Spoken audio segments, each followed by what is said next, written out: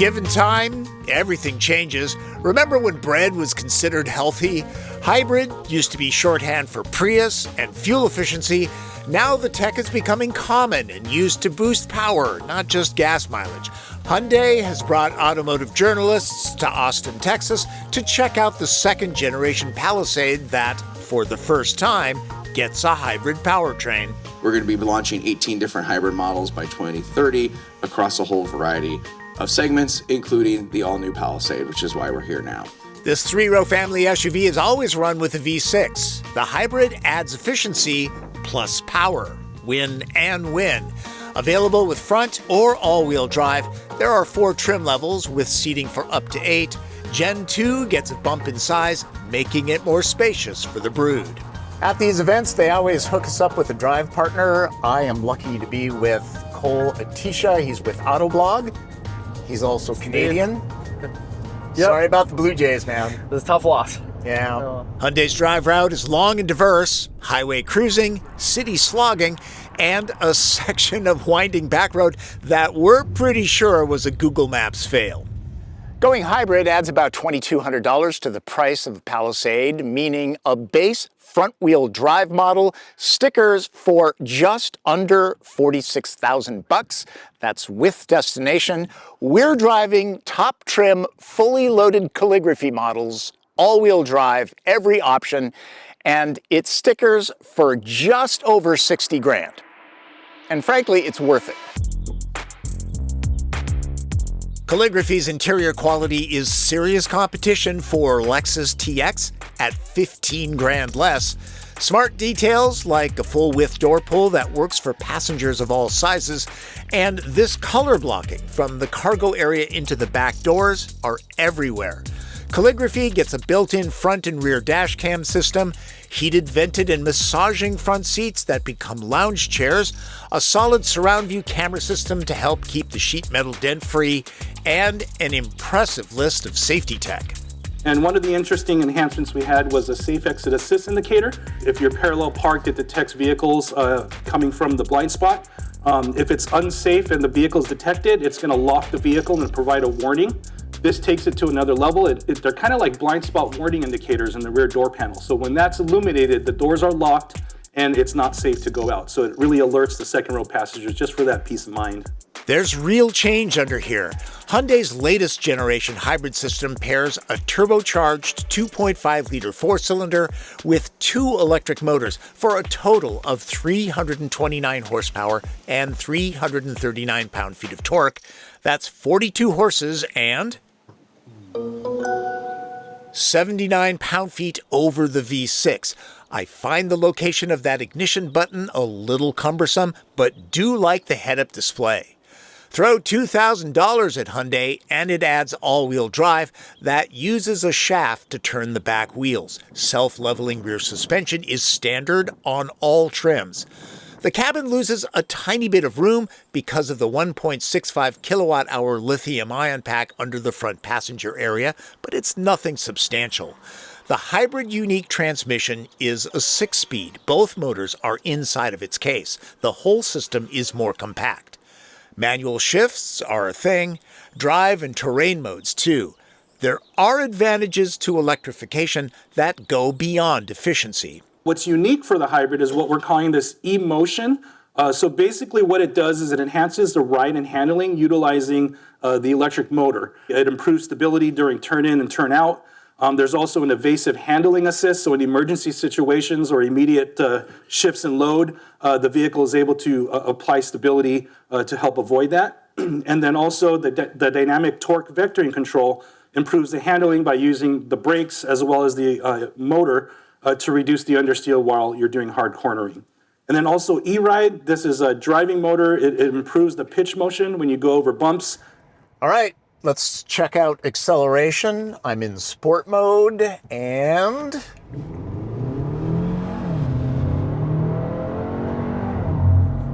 I like it. Yeah, a lot of good pull on the low end, pretty effortless acceleration. Yeah, more torque than the V6, definitely. Yeah. 0 to 60, I would estimate between 6 and 7 seconds. So that sounds about right. I think the V6 is rated at 8. Yeah. You've already driven this. Quiet, comfortable, exactly what people want in this segment. Definitely. Steering is actually pretty buttoned down. Yes, it was surprising. Really, really dialed in that front end, especially for how big the car at least looks from the outside. And I like that there's more power. There's torque available for passing. Yeah. I mean, this is not an overly fast car, right? Right. During acceleration, you might have noticed the sound of shifting. Being a gearbox, not a CVT, they're real, not simulated. I like the fact that it has a 6-speed transmission. It feels like a regular vehicle. Absolutely. Yeah, and you get more feedback from, when it comes to acceleration, even from braking. You feel like you have a little bit more control over what's going on in the powertrain than you do with the CVT and the Toyota. Cornering's okay for a 3-row SUV. Yeah, right? exactly. The fact that we can even, corner it at all and say, oh, that's actually surprisingly good is, I think, a huge bonus with a SUV of its size. Yeah. They did talk in the briefing about all the torque vectoring and things that they can do with the electric motors that you can't do with a purely ICE powertrain. Right. That's the advantage of hybrids. Absolutely, yeah, and that's what they said. It's not just going to be a difference in power and acceleration. You're also going to notice a difference in the handling and in the cornering. Let's not forget that EVs get those same advantages, plus less vibration from the drivetrain. Hyundai would be happy to sell you an Ioniq 9. This goes down the road in a very refined manner. Yeah. It's quiet, it's comfortable, it is definitely a luxury vehicle. 100%. I think people need to get used to the fact that Hyundai is making really, really good vehicles these days. Absolutely. The brake pedal feel when transitioning from recuperation drag to the physical binders is seamless, and we need to be on guard since deer are common out here. Other than pulling away from a stop sign on electric power under light throttle, many drivers would be hard-pressed to tell this is a hybrid. We were talking about price. This one retails for just over $60,000. It's a $60,000 Hyundai. Yep. I think it's worth it. I think it feels like a $60,000 car. Yeah, 100%. it might feel like a $70,000 car. I would agree. Let's talk efficiency. Front drive versions average as high as 34 miles per gallon. Calligraphy all-wheel drive is the thirstiest Palisade hybrid with more features and larger wheels. There are advantages to hybrids other than fuel economy, the torque vectoring that we talked about and all, but fuel economy is what people buy these for, right? Exactly. And this one is rated at, 29 on average? Yeah, that sounds about right. And the main competitor is going to be the Toyota Grand Highlander Hybrid. Of course. Its average is 34. So if you're buying strictly for that, well, advantage Toyota. For sure. But this is a nice vehicle. Definitely. Yeah, aesthetically, even just to the touch in the interior, I think this definitely has a bit of a leg up over the Grand Highlander for sure. That said, Palisade Calligraphy competes well with Lexus TX 500H that averages 27 mpg. Comparing the hybrid to Palisade's V6 powertrain, owners should make their $2,200 back in just a couple years. Plus, there's the advantage of a more powerful vehicle. Both of us are particularly fond of the brown colorway treatment. No fancy name, it's just brown. Calligraphy's leather is upgraded Napa. This space feels rich. The bark comes from real trees, fabrics and materials are tasteful, no shiny black plastic here. Those twin roof panes get shades. Storage? Well, there are the expected spots, plus little cubbies carved out all over the interior. No shortage of that. And hey, it's Texas, so Dr. Pepper. The 14-speaker Bose Centerpoint system is rich and satisfying. I didn't have loads of time to play with the user interface, but in the past, I've found Hyundais quite easy to use with excellent touch response and menu flow. Wireless Android Auto and Apple CarPlay are standard. There are enough hard buttons and knobs to make things easy to use while driving. Hate leaving the engine on while waiting for the kids to finish sports practice? The Hybrid uses its battery pack in a clever way. One of the unique things with the Hybrid is what we're calling a hybrid stay mode. This provides an EV-like experience. It allows you to operate the HVAC system, the infotainment, the convenience features, while the gas engine is off. So you're able to go into the head unit and manually turn on stay mode to make sure that the gasoline engine does not go on while you're parked. Palisade can seat up to 8. Most trims are only good for 7. And there must be 100 motors in this vehicle. They're in everything. These captain's chairs are heated and vented with a lounge-like relaxation mode, dual zone climate here too. The second row is very well appointed. There are luxury brands that skip some of the features that Calligraphy has. USB ports are up high for easy access. People can scamper in between the seats to get to the back. One advantage to Palisade's longer wheelbase: easier access to the third row. Calligraphy's powered units glide smoothly, but as you can see, pretty slowly. If you use the way back often, a little patience is required. Hi, Cole. Hi, Tom. How tall are you? About 5'9". I am also 5'9". How do you feel back here? It's pretty comfortable, pretty spacious, a little bit lacking on legroom, but more than a lot of other third row SUVs I've sat in. Yeah, it's not bad. Headroom, I've got about 3 inches. That's pretty good. And the cushions aren't way down low. My knees aren't up near my chin. So not bad. There are belts for 3 back here. Would you want 3 of us back here? Not quite. Not at all. That would be kind of snug. Maybe kids, huh? Yeah, maybe some little children for sure. There are actually some amenities back here. This seat goes back and forth a little bit and reclines just a skosh. Plus, the seats are heated. There are luxury cars that don't have that. I know, and surprisingly, these are actually power adjustable seats, even in the third row. Yeah. And it's actually really easy to get in and out thanks to the automatic easy seat thing here. It does take a while. Just gets out of the way. It does take a minute, but at least I don't have to do it myself. Put it on my calendar. Yeah. In cast iron brown pearl paint, Palisade looks expensive. Hyundai doesn't shy away from color. Here it is in robust emerald pearl. Other than the subtle badge, passerbys will be hard-pressed to tell the difference from the gas-only and hybrid versions. I'm a little tired of auto writers saying this looks like a Range Rover. It doesn't really, other than the big boxy shape that's universal in the SUV world. I am a fan of the way the D-pillar flows into the roof rack, and the LED lighting is elevated. Other drivers will certainly know when Palisade is stopping or turning. Some might even find it a bit too much, but it certainly is distinctive. Many trims have this blind spot camera system. Even though visibility is quite good, this is helpful.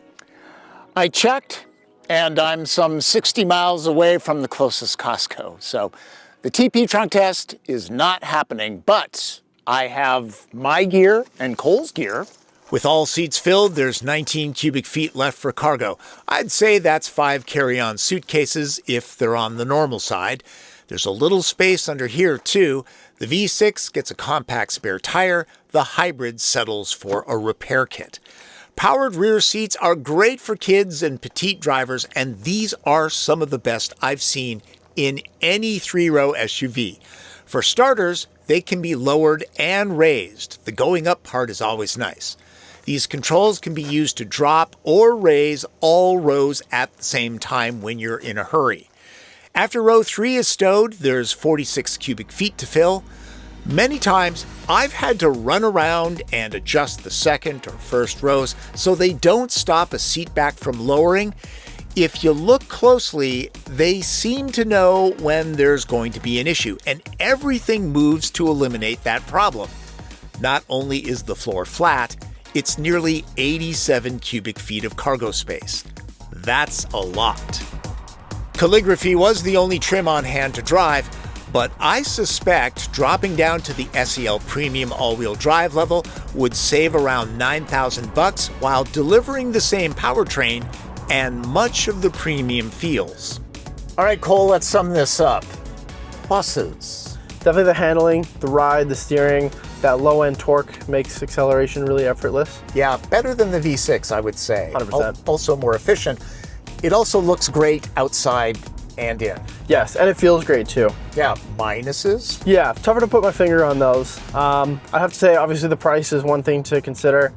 Hyundai's traditionally been a value brand. I wouldn't necessarily call this cheap, but I think there is still value at its price point. Yeah, $60,000. But yes, good value. Fuel economy, not quite up to what Toyota's Grand Highlander Hybrid is. Right. Palisade Hybrid is impressive and changes the game in the three-row family SUV segment. Roomy, refined, plus more efficient and powerful than the V6, Hyundai's next-generation hybrid system is the drivetrain to get. Spend a little extra, get a lot in return. Buyers not test driving this are only cheating themselves.